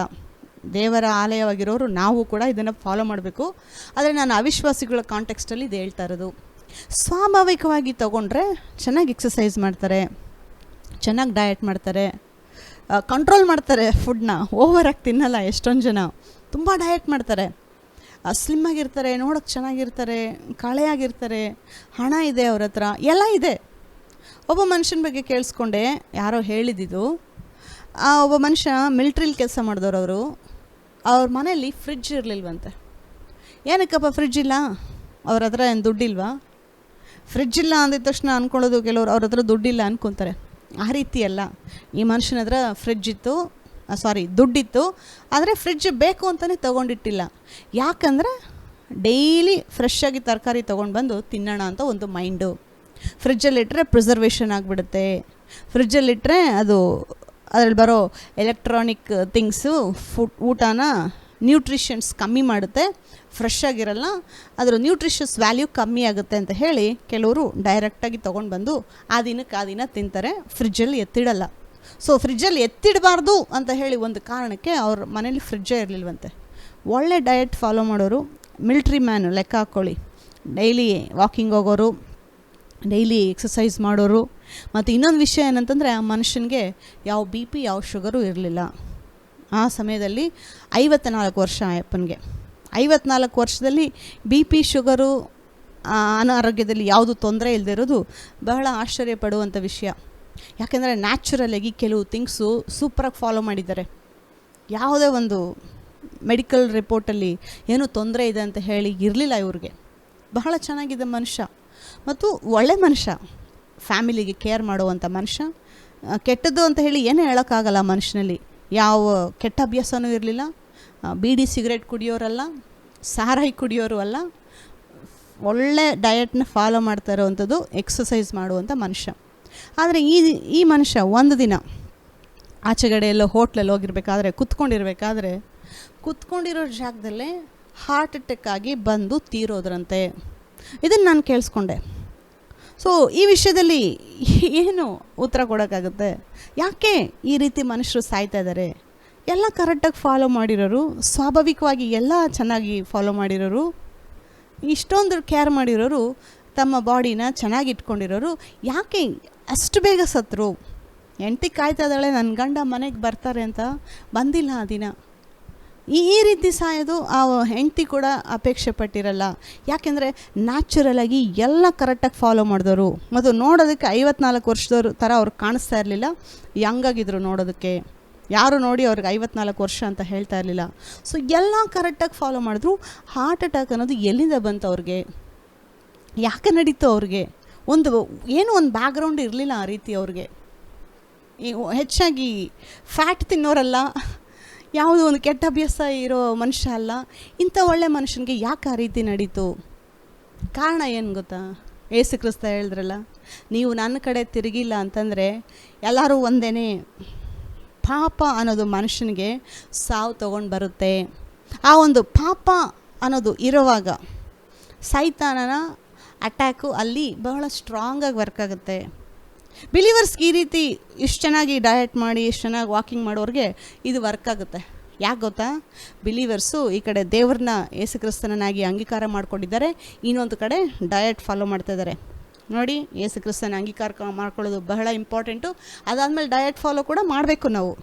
ಆದರೆ ಇವರು ಲೈಫಲ್ಲಿ ಏನಂತಂದರೆ, ದೇವರು ಇಲ್ದಿರ ಬರೀ ಡಯಟ್ ಫಾಲೋ ಮಾಡೋದು ನಮಗೆ ಪ್ರೊಟೆಕ್ಷನ್ ಕೊಡೋಕ್ಕೆ ಸಾಧ್ಯ ಇಲ್ಲ ಅಂತ ಹೇಳ್ತಾ ಇದ್ದೀನಿ. ಯಾಕೆಂದರೆ ಆ ಒಂದು ಆತ್ಮಿಕ ಅಟ್ಯಾಕ್ ಆಗುವಾಗ, ಸೈತಾನ ಆತ್ಮಿಕವಾಗಿ ಅವ್ರನ್ನ ಅಟ್ಯಾಕ್ ಮಾಡುವಾಗ ಅವ್ರ ಹತ್ರ ಅದನ್ನು ಡಿಫೆಂಡ್ ಮಾಡೋದಕ್ಕೆ ಯಾವ ಶಕ್ತಿನೂ ಇರೋದಿಲ್ಲ. ಮನುಷ್ಯ ಯಾಕೆ ಗೊತ್ತಾ ಸಾಯೋದು? ಒಂದು ತಿಳ್ಕೊಳ್ಳಿ, ಮನುಷ್ಯನಿಗೆ ಸಾವು ಅಂತ ಬರೋದೇ ಪಾಪದಿಂದ. ಪಾಪದಿಂದ ಲೋಕಕ್ಕೆ ಶಾಪ ಬಂತು, ಶಾಪದಿಂದ ಸಾವು. ಇದನ್ನು ಯಾರೂ ತಪ್ಸೋಕ್ಕಾಗಲ್ಲ. ಆದರೆ ಯೇಸು ಕ್ರಿಸ್ತ ಮಾತ್ರ ಇದಕ್ಕೆ ಸೊಲ್ಯೂಷನ್ನು. ಯೇಸು ಕ್ರಿಸ್ತನ ನಂಬುವಾಗ ಆ ಒಂದು ಸಾವಿನ ಮೇಲೆ ಜಯ ಹೊಂದ್ತೀರ. ಯಾಕೆಂದರೆ ಯೇಸು ಕ್ರಿಸ್ತ ಸಾವಿನ ಮೇಲೆ, ಶಿಲುಬೆ ಮೇಲೆ ಜಯ ಹೊಂದಿದ್ದು. ಶಿಲುಬೆಯನ್ನು ನೋಡಬೇಕಾದ್ರೆ ಅದು ಒಂದು ಜಯದ ಸೂಚನೆ, ಜಯದ ಘಟನೆಯಲ್ಲಿ ನಡೆದಿದ್ದು. ಸರ್ವಲೋಕದ ಪಾಪವನ್ನು ಯೇಸು ಕ್ರಿಸ್ತ ಶಿಲುಬೆ ಮೇಲೆ ತನ್ನ ಮೇಲೆ ಹಾಕಿಕೊಂಡು ಸಾವನ್ನು ಜಯಿಸಿದನು, ಪಾಪವನ್ನು ಜಯಿಸಿದನು, ಮರಣದ ಕೊಂಡಿಯನ್ನು ಮುರಿದನು ಅಂತ ಇದೆ. ಸೊ ಈ ದೇವರು ನಮ್ಮ ಲೈಫಲ್ಲಿ ಇರಬೇಕು. ಸೈತಾನ ಅಟ್ಯಾಕ್ ಮಾಡುವಾಗ ಯೇಸು ಕ್ರಿಸ್ತ ನಮ್ಮ ಲೈಫಲ್ಲಿ ಇದ್ದ ಅಂತಂದರೆ ಸಾವನ್ನು ಜಯಿಸುವ ದೇವರು ನಮ್ಮಲ್ಲಿದ್ದಾರೆ. ಸೊ ಸೈತಾನ ಅಟ್ಯಾಕ್ ಮಾಡುವಾಗ ನಮ್ಮ ಲೈಫಲ್ಲಿ ಅದು ಕಾರ್ಯ ಮಾಡಲ್ಲ. ಯಾಕೆ ಅನ್ಬಿಲಿವರ್ಸ್ಗೆ ಎಷ್ಟೇ ಡಯಟ್ ಫಾಲೋ ಮಾಡಿದ್ರೂ ಅವ್ರಿಗೆ ಪ್ರೊಟೆಕ್ಷನ್ ಇಲ್ಲ ಅಂತಂದರೆ ಕಾರಣ ಇದೆ, ಯೇಸು ಕ್ರಿಸ್ತ ಅವರ ಜೀವನದಲ್ಲಿ ಇಲ್ಲ. ದೇವರಿಲ್ದಿರ ನೋಡಿ ಎಂಜಾಯ್ ಮಾಡೋಕ್ಕಾಗಲ್ಲ ಲೈಫ್ನ ನಾವು. ಸಾಲಮೋನ ಅದೇ ಟ್ರೈ ಮಾಡಿ ಏನಂತ, ವ್ಯರ್ಥವೂ ವ್ಯರ್ಥ, ಸಮಸ್ತವೂ ವ್ಯರ್ಥ. ದೇವರಿಲ್ದಿರ ಅವನ ಹತ್ರ ಎಷ್ಟೊಂದು ದುಡ್ಡಿತ್ತು, ಆ ಒಂದು ದೇವ್ರನ್ನ ಸೈಡಲ್ಲಿಟ್ಟು ಆ ದುಡ್ಡನ್ನ ಮಾತ್ರ ಅವ್ನು ನೋಡಬೇಕಾದ್ರೆ ಅದನ್ನು ವ್ಯರ್ಥ ಅಂತ ಹೇಳ್ತಾ ಇದ್ದಾನೆ ಸಾಲಮೋನ. ದೇವ್ರನ್ನ ಸೈಡಲ್ಲಿಟ್ಟು ಆ ಒಂದು ಜ್ಞಾನ ಅದನ್ನು ಕೂಡ ಟೆಸ್ಟ್ ಮಾಡಿದ್ರೆ ಇದು ವೇಸ್ಟು ಅಂತ ಹೇಳ್ತಾ ಇದ್ದಾನೆ ಸಾಲಮೋನ. ಅಂದರೆ ಯೇಸು ಕ್ರಿಸ್ತ ಇಲ್ದಿರ ನೀವು ಏನೂ ಎಂಜಾಯ್ ಮಾಡೋಕ್ಕಾಗಲ್ಲ, ಯಾವುದ್ರಲ್ಲೂ ನಾವು ಸಕ್ಸಸ್ ಆಗೋಕ್ಕಾಗಲ್ಲ. ಅದಕ್ಕೆ ಹೇಳ್ತಾ ಇರೋದು ಯೇಸು ಕ್ರಿಸ್ತ, ನೀವು ನನ್ನ ಕಡೆಗೆ ತಿರುಗದಿದ್ದರೆ ಎಲ್ಲರೂ ಹಾಳಾಗಿ ಹೋಗುವಿರಿ. ಯಾಕೆಂದರೆ ಎಲ್ಲರೂ ಪಾಪಿಗಳೇ, ಎಲ್ಲರೂ ಪಾಪ ಮಾಡಿ ದೇವರ ಮಹಿಮೆಯನ್ನು ಹೊಂದದೇ ಹೋಗಿದ್ದಾರೆ. ಲೋಕದಲ್ಲಿರೋ ಮನುಷ್ಯನೆಲ್ಲ ಒಂದು ಕ್ಯಾಟಗರಿಗೆ ಹಾಕ್ಬೋದು, ಎಲ್ಲರೂ ಪಾಪ ಮಾಡಿ ದೇವರ ಮಹಿಮೆಯನ್ನು ಹೊಂದದೇ ಹೋಗಿದ್ದಾರೆ. ಆದರೆ ಯಾರ್ಯಾರು ಯೇಸು ಕ್ರಿಸ್ತನು ನಂಬಿದಾರೋ ದೇವರು ಅವರಿಗೆ ನಿತ್ಯ ಜೀವ ವರವನ್ನು ಕೊಟ್ಟಿರೋದು. ನಿತ್ಯ ಜೀವ ಅನ್ನೋದು ನಮ್ಮ ಲೈಫಲ್ಲಿ ಬರಬೇಕಾದ್ರೆ, ಯೇಸು ಕ್ರಿಸ್ತ ನಮ್ಮ ಲೈಫಲ್ಲಿ ಬರಬೇಕಾದ್ರೆ, ಸಾವನ್ನು ಜಯಿಸೋ ದೇವರು ನಮ್ಮ ಒಳಗಡೆ ವಾಸ ಮಾಡಬೇಕಾದ್ರೆ ನಾವು ಗೆಲ್ತೀವಿ. ತೊಂದರೆಗಳು, ಇಕ್ಕಟ್ಟುಗಳು, ಸೈತಾನ ತಗೊಬರುವಂಥ ಕೇಡುಗಳನ್ನ 100% ಗೆಲ್ತೀವಿ. ಯಾಕೆಂದರೆ ಸೈತಾನ ಭಯಪಡೋದು ನಮ್ಮ ಒಳಗಡೆ ಇರುವಂಥ ಯೇಸು ಕ್ರಿಸ್ತನನ್ನು ನೋಡಿ. ನಾವೇನೋ ನೋಡಿ ಸ್ಪೆಷಲ್, ನಾವು ಪರ್ಫೆಕ್ಟು ಅಂತಲ್ಲ, ನಾವು ಯೇಸು ಕ್ರಿಸ್ತನ ನಂಬಿರೋದ್ರಿಂದ ನಾವು ಹಾಳಾಗೋದಿಲ್ಲ. ಯೆರೆಮಯ ಬರೆದಿದ್ದಾರೆ ಪ್ರಲಾಪಗಳಲ್ಲಿ, ಆತನ ಕೃಪೆಯೇ ನಾವಿನ್ನೂ ಹಾಳಾಗ್ದಿರ ಇರೋದು. ಆತನ ಕೃಪೆಯಿಂದಲೇ ನಮಗೆ ರಕ್ಷಣೆ ಸಿಕ್ಕಿರೋದು, ಆತನ ಕೃಪೆಯಿಂದಲೇ ನಾವು ನೀತಿವಂತರಾಗಿರೋದು, ಆತನ ಕೃಪೆಯಿಂದಲೇ ನಾವು ಈ ಒಂದು ಲೋಕದಲ್ಲಿ ದೀರ್ಘಾಯುಷ್ಯನ್ನು ಅನುಗ್ರಹಿಸಿ ಅವನು ನಮ್ಮನ್ನು ಆಶೀರ್ವಾದ ಮಾಡೋದು ದೇವರು. ಎಲ್ಲ ದೇವರ ಕೃಪೆ. ನಾವು ದೇವರ ವಚನಗಳ ಪ್ರಕಾರ ಡಯಟ್ ಮಾಡೋದು ಒಳ್ಳೆಯದೇ. ದೇವರನ್ನು ನಂಬಿ ಒಳ್ಳೆ ಡಯಟ್ನ ಫಾಲೋ ಮಾಡಿ. ನೋಡಿ, ಅನ್ಬಿಲೀವರ್ಸು ದೇವ್ರು ಇಲ್ದಿರೋ ಡಯಟ್ ಫಾಲೋ ಮಾಡ್ತಾರೆ, ಅದು ವರ್ಕ್ ಆಗಲ್ಲ. ಬಿಲೀವರ್ಸ್ ಏನು ಮಾಡ್ತಾರೆ, ನಾನು ದೇವ್ರ ಮಾತ್ರ ನಂಬಿದ್ದೀನಿ, ಡಯಟ್ ಫಾಲೋ ಮಾಡಲ್ಲ ಅಂತಾರೆ. ನಾನು ಹೇಳ್ತೀನಿ, ದೇವರನ್ನು ನಂಬಿ ಡಯಟ್ನು ಕೂಡ ಫಾಲೋ ಮಾಡಿ, ಎರಡೂ ಒಳ್ಳೆಯದು, ಡಬಲ್ ಪ್ರೊಟೆಕ್ಷನ್. ಅನ್ಬಿಲೀವರ್ಸ್ ಅದು ಡಯಟ್ ಫಾಲೋ ಮಾಡೋದು ಒಳ್ಳೆಯದೇ, ಆದರೆ ಅವ್ರಿಗೆ ಆತ್ಮಿಕ ಅಟ್ಯಾಕ್ ಆಗುವಾಗ ಪ್ರೊಟೆಕ್ಷನ್ ಇರೋದಿಲ್ಲ. ಆದರೆ ಬಿಲೀವರು, ರಕ್ಷಣೆ ಹೊಂದಿರೋ ಒಬ್ಬ ವಿಶ್ವಾಸಿ, ನಾವು ದೇವರನ್ನು ನಂಬಿ ಡಯಟ್ನ ಫಾಲೋ ಮಾಡೋದಾದರೆ ಡಬಲ್ ಪ್ರೊಟೆಕ್ಷನ್ನು. ನಾವು 120 ವರ್ಷಗಳ ಕಾಲ ಈ ಲೋಕದಲ್ಲಿ ಬದುಕಿ ದೇವರ ಕಾರ್ಯಗಳನ್ನು ಮುಗಿಸಿ ಆಮೇಲೆ ಹೋಗ್ತೀವಿ ಪರಲೋಕಕ್ಕೆ. ಆಮೇಲೆ ಹೋಗೋಣ, ಪರಲೋಕ ಅಲ್ಲೇ ಇರುತ್ತೆ, ಎಲ್ಲೂ ಹೋಗಲ್ಲ. ಮುಂಚೆ ಹೋಗೋದು ಬೇಕಾಗಿಲ್ಲ, ಅಲ್ಲೇ ಇರುತ್ತೆ. ದೇವರ ಕಾರ್ಯವನ್ನು ಮುಗಿಸಿ ಹೋಗೋಣ. ಸೊ ಈಗ ಅರ್ಥ ಆಗ್ತಾ ಇದೆಯಾ ನಿಮಗೆ? ಯಾಕೆ ಕೆಟ್ಟದ್ದು ಒಳ್ಳೆ ಮನುಷ್ಯರಿಗೆ ನಡೆಯೋದು, ಒಳ್ಳೆ ಜನರಿಗೆ ಯಾಕೆ ಕೆಟ್ಟದ್ದು ನಡೆಯುತ್ತೆ ಅಂದರೆ ಇದೇ ರೀಸನ್ನು. ಒಳ್ಳೆಯ ಜನ ವಿಶ್ವಾಸಿಗಳು ಒಳ್ಳೆ ಆಯ್ಕೆಗಳನ್ನ ಮಾಡ್ತಾಯಿಲ್ಲ, ಅವಿಶ್ವಾಸಿಗಳು ದೇವರನ್ನ ಆಯ್ಕೆ ಮಾಡ್ತಾಯಿಲ್ಲ. ಸೊ ಇದು ಎರಡು ಫಿಕ್ಸ್ ಆಗಬೇಕಾದ್ರೆ ನಾವು ಲೈಫಲ್ಲಿ ಚೆನ್ನಾಗಿರ್ತೀವಿ. ಇದನ್ನು ಸ್ವಲ್ಪ ಸಮಯ ಹೆಚ್ಚಾಗಿ ತಗೊಂಡೆ ಬಾರೋ ವಾರ ಇದರ ಬಗ್ಗೆನೇ ಧ್ಯಾನ ಮಾಡೋಣ. ಈ ವಾಕ್ಯಗಳನ್ನು ಕೇಳಿದಂಥ ನಿಮ್ಮೆಲ್ಲರನ್ನು ದೇವರು ಆಶೀರ್ವಾದ ಮಾಡಲಿ. ನಮ್ಮ ರಕ್ಷಕನಾದ ಯೇಸು ಕ್ರಿಸ್ತನು ಬೇಗನೆ ಬರುತ್ತಾನೆ. ಆಮೆನ್.